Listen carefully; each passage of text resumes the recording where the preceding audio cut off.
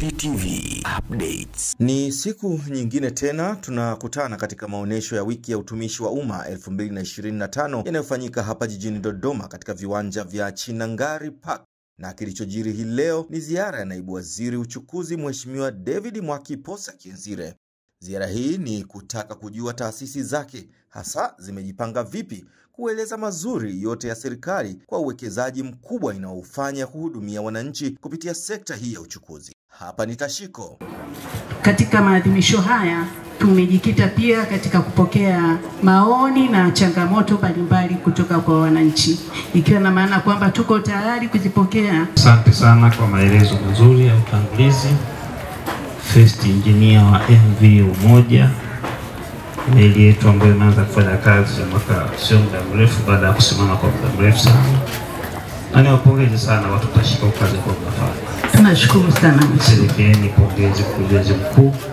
Shirika hili lilikuwa na hali mbaya sana. Kwa mtu ambaye hafahamu anaweza sijui tulikotoka.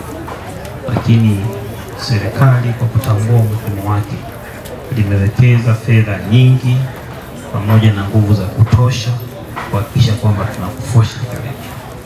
Kwa kutoa fedha za ukarabati na ujenzi wa shirika la Tashiko na kuridhia hata jina libadilike kutoka kwa MSCL kuwa Tashiko, kutoka kwa Marine Service Company Limited kuwa Tanzania Shipping Company, ambayo inatamkika vizuri. Lakini pamoja na dhamira hiyo njema serikali, kama isingekuwa na watendaji wazuri wanaweza kufanya kazi kwa uzalendo mkubwa, haya yanayofanyika yasingefanyika. Tungetoa fedha kama serikali, bado miradi ilikuwa inafanyika chini.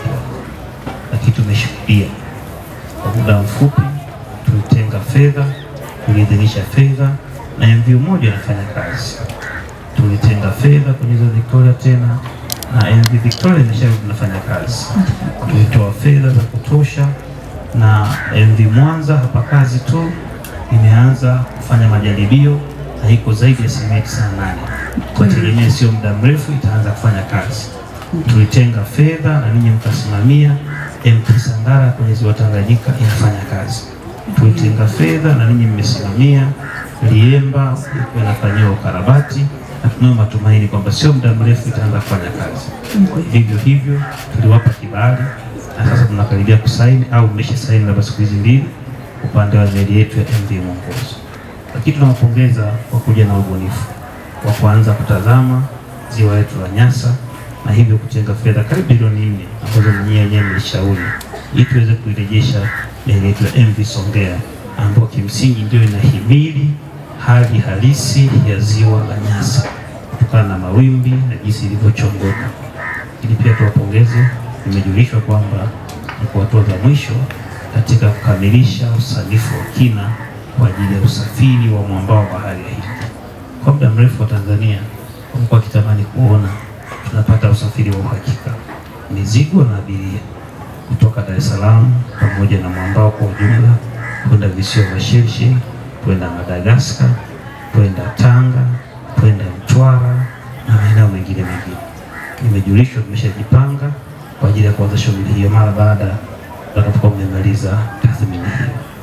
Rai yangu ni ile ambayo nimewaambia na wenzenu, fanyeni kazi hii kwa uadilifu mkubwa, zingatieni na muda ili tuwe na muunganiko mzuri kati ya bandari zilizojengwa kwenye maziwa pamoja na baharini, reli ambayo inaendelea kujengwa, SGR, meter gauge na TAZARA ambayo itaboreshwa pamoja na nyinyi ambao mna meli.